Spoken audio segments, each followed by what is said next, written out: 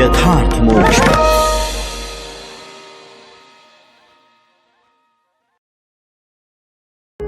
यथार्थ मोक्ष प्रस्तुत कर रहा है अतुल्य संपूर्ण महाभारत। श्री महाभारतम भीष्मवध पर्व 45वां अध्याय, उभय पक्ष के सैनिकों का द्वंद्व युद्ध। दूसरी ओर शत्रुओं को संताप देने वाले यत्नशील इरावान ने युद्ध में कुपित होकर शत्रुदमन शुत्रायुष पर धावा किया। शुत्रायुष भी प्रयत्नपूर्वक उनका सामना कर रहा था। अर्जुन के उस महारथी पुत्र इरावान ने रणक्षेत्र में शुत्रायुष के घोड़ों को मारकर बड़े जोर से गर्जना की और उसकी सेना को बाणों से आच्छादित कर दिया। यह देख शुत्रायुष ने भी रुष्ट होकर रणभूमि में अर्जुन पुत्र इरावान के घोड़ों को अपनी गदा की चोट से मार डाला। तत्पश्चात उन दोनों में खूब जमकर युद्ध होने लगा। अवंती देश के राजकुमार विंद और अनुविंद ने सेना और पुत्र सहित वीर महारथी कुंती भोज के साथ युद्ध आरंभ किया।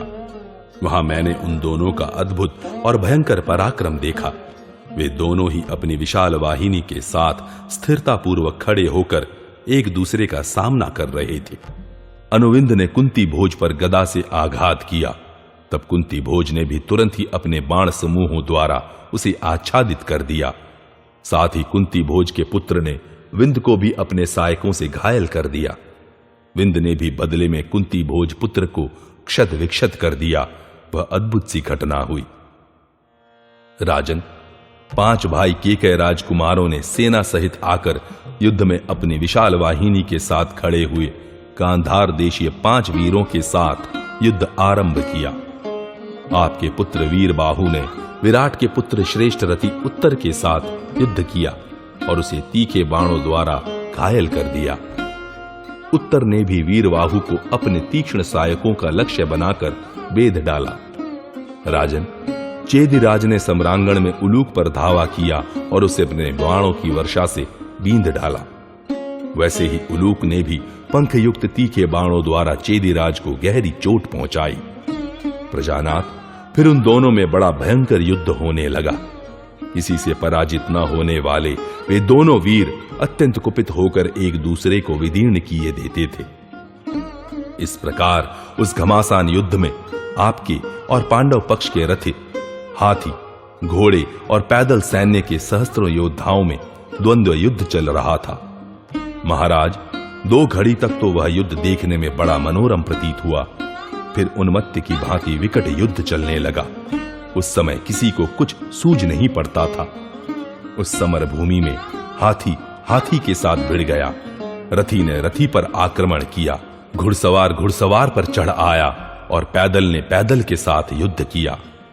कुछ ही देर में उस रण क्षेत्र के भीतर शूरवीर सैनिकों का एक दूसरे से भिड़कर अत्यंत दुर्धर्ष एवं घमासान युद्ध होने लगा। वहां आए हुए देवर्षियों, सिद्धों तथा चारणों ने भूतल पर होने वाले उस युद्ध को देवासुर संग्राम के समान भयंकर देखा।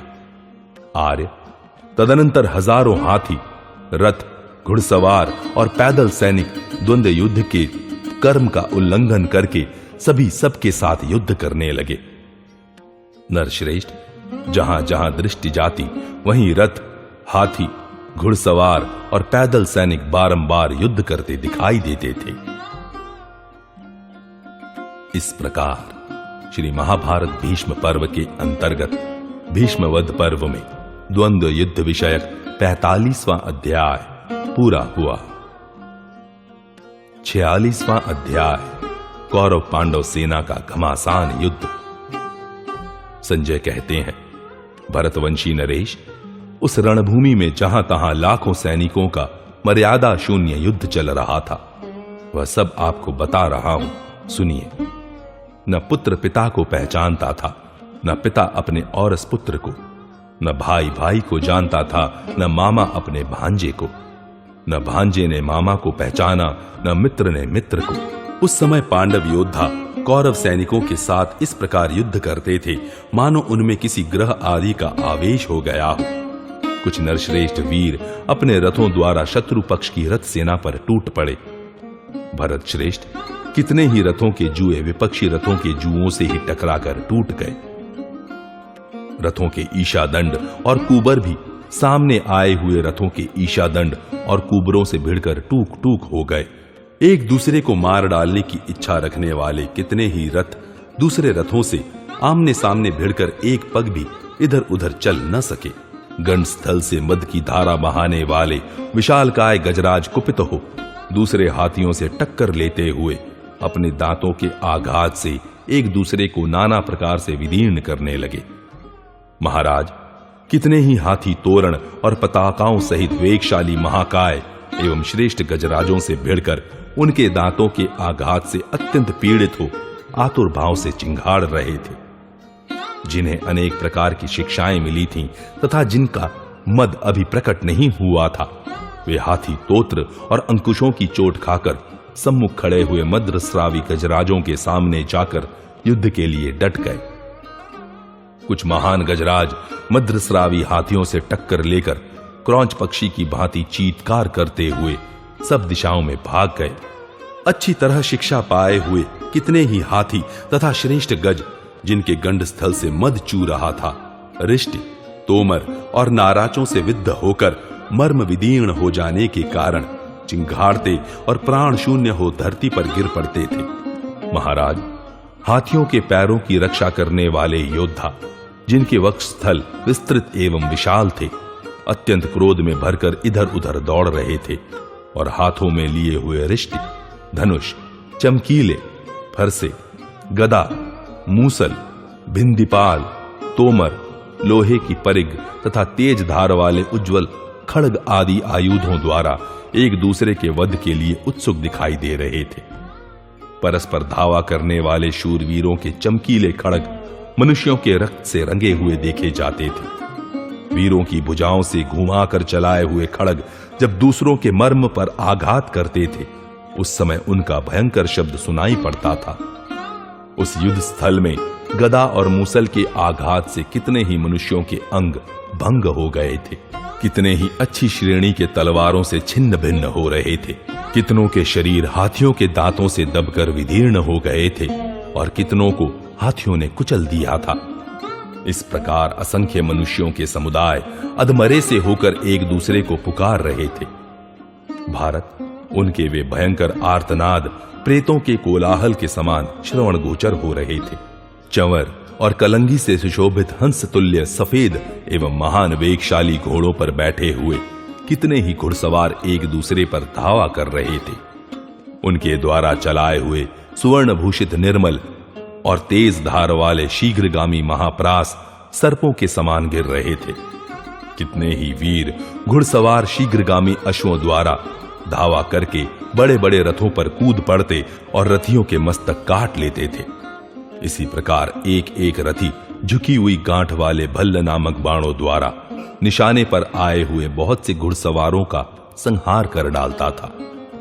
नूतन मेघों के समान शोभा पाने वाले स्वर्ण भूषित मतवाले हाथी बहुत से घोड़ों को सूड़ों से झटककर पैरों से ही रौंद डालते थे। कितने ही हाथी प्रासों की चोट खाकर कुंभस्थल और पार्श्व भागों के विदीर्ण हो जाने पर अत्यंत आतुर हो घोर चिंगाड़ मचा रहे थे। बहुत से बड़े बड़े हाथी कितने ही घुड़सवारों सहित घोड़ों को पैरों से कुचलकर सहसा भयंकर युद्ध में फेंक देते थे। कितने ही हाथी अपने दांतों के अग्रभाग से घुड़सवारों सहित घोड़ों को उछालकर ध्वजों सहित रथ समूहों को पैरों तले रौंदते हुए रणभूमि में विचर रहे थे। वहां कितने ही महान गज अत्यंत मदोन्मत तथा पुरुष होने के कारण सूंडों और पैरों से घोड़ों और घुड़सवारों का संहार कर डालते थे। युद्ध में घुड़सवारों और गजारोहियों के चलाए हुए निर्मल, तीक्ष्ण तथा सर्पों के समान भयंकर शीघ्रगामी बाण हाथियों के ललाटों, अन्यान्य अंगों तथा पसलियों पर चोट करते थे।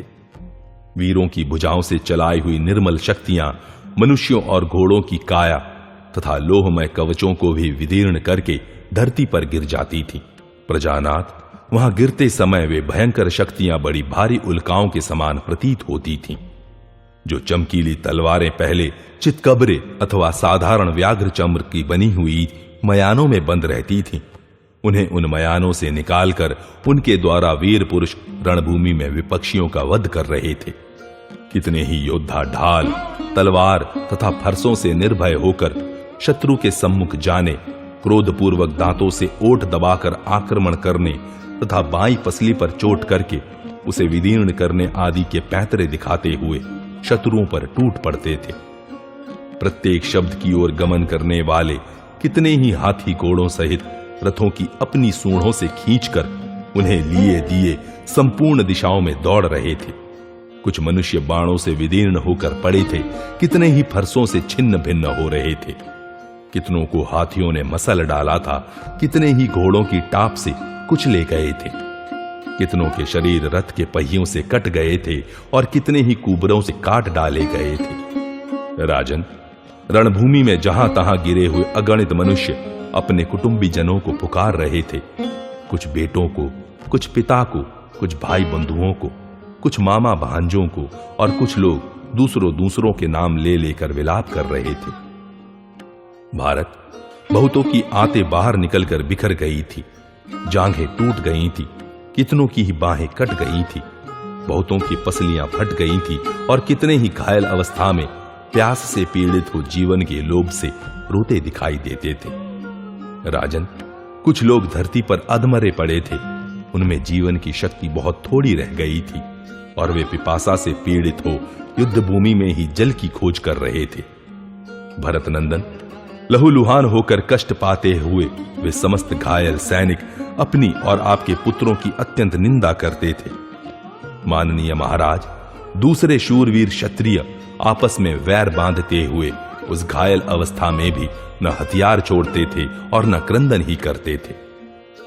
वे बार बार उत्साहित होकर एक दूसरे को डांट बताते और क्रोधपूर्वक ओंठों को दांत से दबाकर भौहें टेढ़ी करके परस्पर दृष्टिपात करते थे। धैर्य को दृढ़तापूर्वक धारण किए रहने वाले दूसरे महाबली वीर बाणों के आघात से पीड़ित हो क्लेश सहन करते हुए भी मौन रहते थे, अपनी वेदना प्रकाशित नहीं करते थे। महाराज, कुछ वीर पुरुष अपना रथ भग्न हो जाने के कारण युद्ध में पृथ्वी पर गिरकर दूसरे का रथ मांग रहे थे। इतने ही में बड़े बड़े हाथियों के पैरों से वे कुचले गए। उस समय उनके रक्त रंजित शरीर फूले हुए पलाश के समान शोभा पा रहे थे। उन सेनाओं में अनेक अनेक भयंकर शब्द सुनाई पड़ते थे। बड़े बड़े वीरों का विनाश करने वाले उस महाभयानक संग्राम में पिता ने पुत्र को, पुत्र ने पिता को, भांजे ने मामा को, मामा ने भांजे को, मित्र ने मित्र को तथा सगे संबंधी ने अपने सगे बांधव जनों को मार डाला। इस प्रकार उस मर्यादा शून्य भयानक संग्राम में कौरवों का पांडवों के साथ घोर युद्ध हो रहा था। इतने ही में सेनापति भीष्म के पास पहुंचकर पांडवों की सारी सेना कांपने लगी। भरत श्रेष्ठ, महाबाहु भीष्म अपने विशाल रथ पर बैठकर चांदी के बने हुए 5 तारों से युक्त तालांकित ध्वज के द्वारा मेरू के शिखर पर स्थित हुए चंद्रमा के समान शोभा पा रहे थे। इस प्रकार श्री महाभारत भीष्म पर्व के अंतर्गत भीष्मवध पर्व में दोनों सेनाओं का घमासान युद्ध विषयक 46वां अध्याय पूरा हुआ। 47वां अध्याय भीष्म के साथ अभिमन्यु का भयंकर युद्ध, शल्य के द्वारा उत्तर कुमार का वध और श्वेत का पराक्रम। संजय कहते हैं, राजन, उस अत्यंत भयंकर दिन का पूर्व भाग जब प्राय व्यतीत हो गया, तब बड़े बड़े वीरों का विनाश करने वाले उस भयानक संग्राम में आपके पुत्र की आज्ञा से दुर्मुख कृतवर्मा, कृपाचार्य, शल्य और विवंशति वहां आकर भीष्म की रक्षा करने लगे। इन 5 अतिरथी वीरों से सुरक्षित हो भरत भूषण महारथी भीष्म जी ने पांडवों की सेनाओं में प्रवेश किया। भारत, चेदी, काशी, करुष तथा पांचालों में विचरते हुए भीष्म का ताल चिन्हित चंचल पताकाओं वाला रथ अनेक सा दिखाई देने लगा। वे युद्ध में झुकी हुई गांठ वाले अत्यंत वेगशाली भल्लों द्वारा शत्रुओं के मस्तक, रथ, जुआ तथा ध्वज काट काट कर गिराने लगे। भरत श्रेष्ठ, वे रथ के मार्गों पर नृत्य सा कर रहे थे। उनके बाणों के मर्म स्थानों में चोट खाए हुए हाथी अत्यंत आर्तनाद करने लगे। यह देख अभिमन्यु अत्यंत कुपित हो पिंगल वर्ण के श्रेष्ठ घोड़ों से जुते हुए रथ पर बैठकर भीष्म के रथ की ओर दौड़े आए। उनका वह रथ कर्णिकार के चिन्ह से युक्त स्वर्ण निर्मित विचित्र ध्वज से सुशोभित था। उन्होंने भीष्म पर तथा उनकी रक्षा करने के लिए आए हुए उन श्रेष्ठ रथियों पर भी आक्रमण किया। वीर अभिमन्यु ने तीखे बाण से उस ताल चिन्हित ध्वज को छेद डाला और भीष्म तथा उनके अनुगामी रथियों के साथ युद्ध आरंभ कर दिया। उन्होंने एक बाण से कृतवर्मा को और 5 शीघ्रगामी बाणों से शल्य को बेध कर तीखी धार वाले 9 बाणों से प्रपितामह भीष्म को भी चोट पहुंचाई।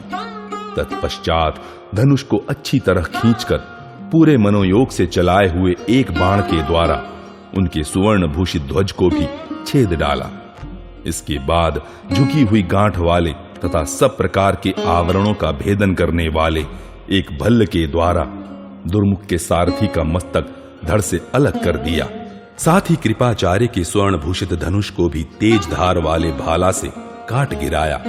फिर सब ओर घूमकर नृत्य सा करते हुए महारथी अभिमन्यु ने अत्यंत कुपित हो तीखी नोक वाले बाणों से भीष्म की रक्षा करने वाले उन महारथियों को भी घायल कर दिया।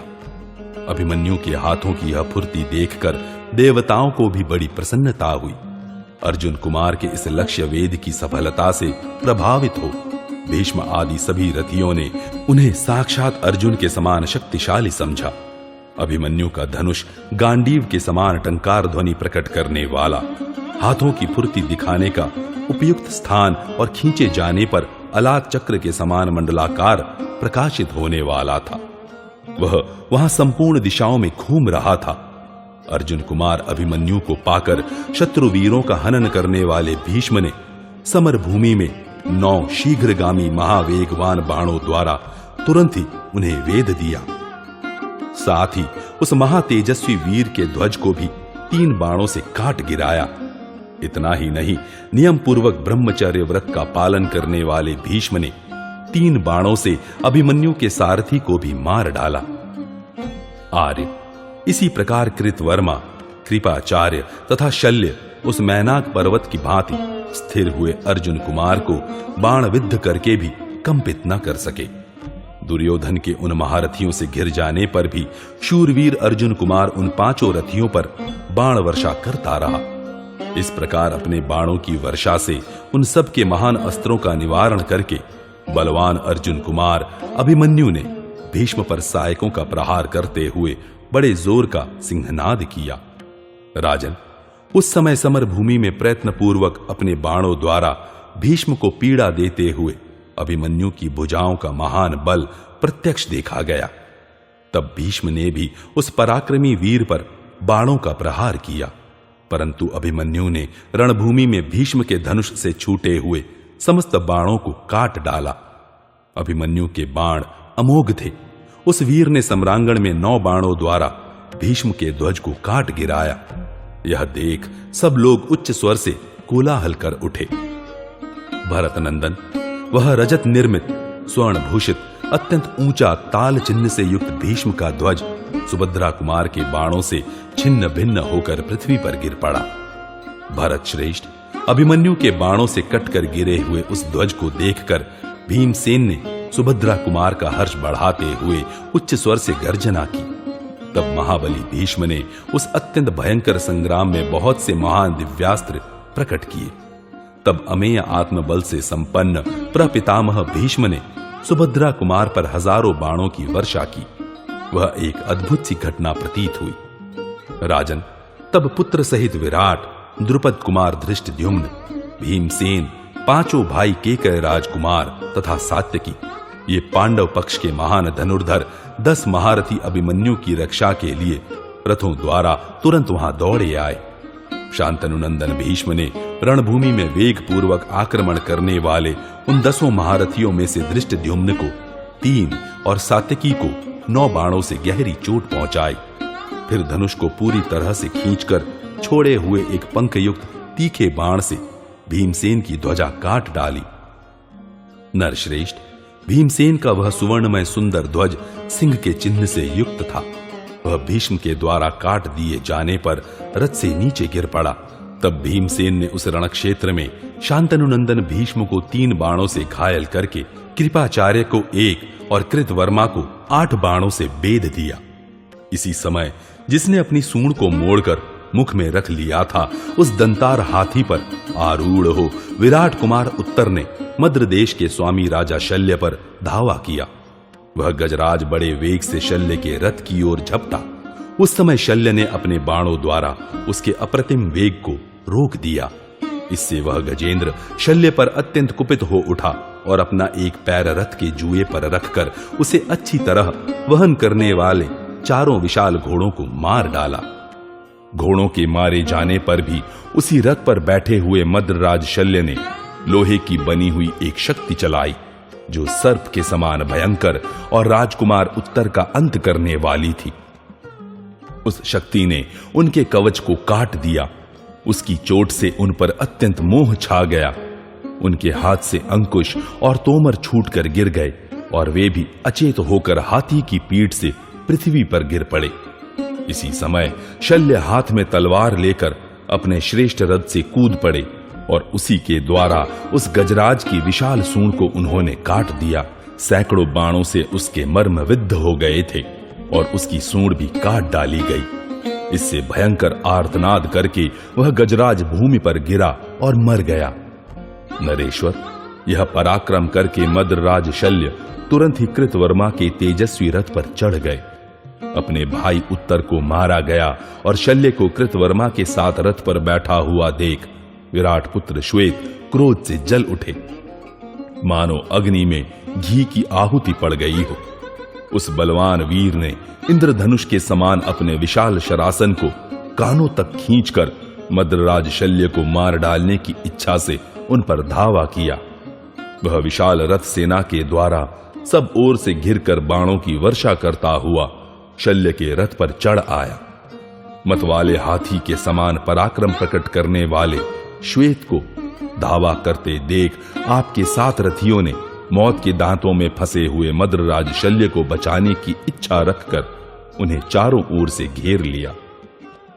राजन, उन रथियों के नाम ये हैं: कोसल नरेश बृहद्वल, मगध देशीय जैतसेन, शल्य के प्रतापी पुत्र रुक्मरथ, अवंती के राजकुमार विंद और अनुविंद, काम्बोज राज सुदक्षिण तथा बृहतक क्षत्र के पुत्र सिंधुराज जयद्रथ।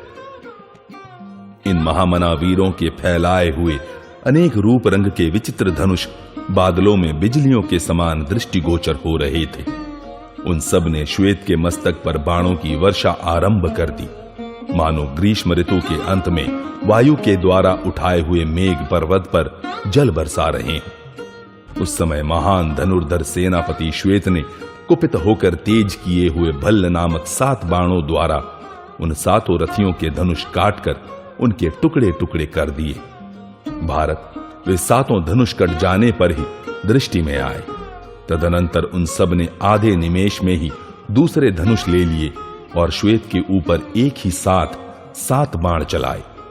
तब अमेय आत्मबल से युक्त महाबाहु श्वेत ने पुनः शीघ्रगामी 7 भल्ल मारकर उन धनुर्धरों के धनुष काट दिए।